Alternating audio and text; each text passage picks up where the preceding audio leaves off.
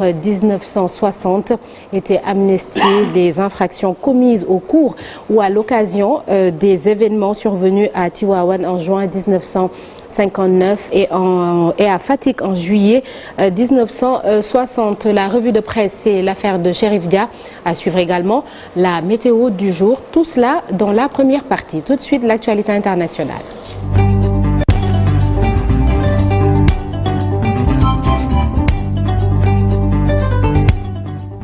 Chérif qui veut parler du shooting de l'équipe de Pikine. On va en parler tout à l'heure, Chérif. Ne t'en fais pas. Alors, l'actualité internationale avec Cheikh Tidiane Diaw. On parle du chef du Hamas, Yahya Sinwar, qui a été tué dans le nord de Rafah. Israélien a confirmé hier la mort du chef de Hamas, Yahya Sinwar. L'armée israélienne a procédé à des vérifications au cours de la journée après une opération menée à Gaza. Yahya Sinwar, militant radical et homme de l'ombre, était considéré comme l'un des cerveaux de l'attaque d'une ampleur sans précédent menée par le Hamas. C'était le 7 octobre 2023 sur le sol israélien, attaque à la suite de laquelle Israël a déclenché la guerre dans l'enclave palestinien et dans la région.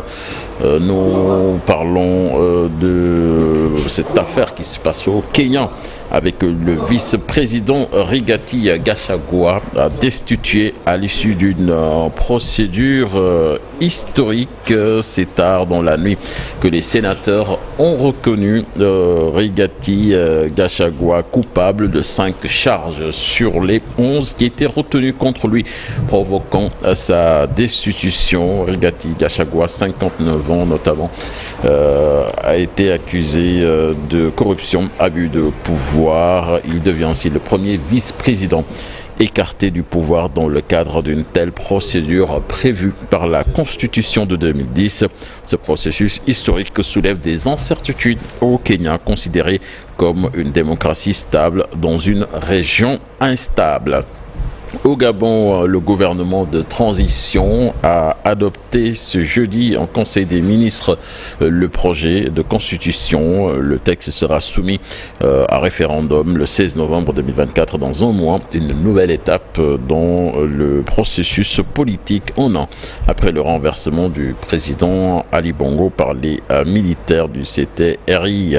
Et puis au Mali, pour terminer, Sornanata avec le colonel Assimi Goïta, désormais général. Le président de transition a été élevé en grade dans une décision prise mercredi en Conseil des ministres, et c'est le cas des autres colonels également qui avaient mené à ses côtés le coup d'état militaire du mois d'août de 2020 et qui occupent depuis des postes clés dans les institutions de la transition. Une autopromotion présentée comme une demande populaire et qui suscite des réactions diverses.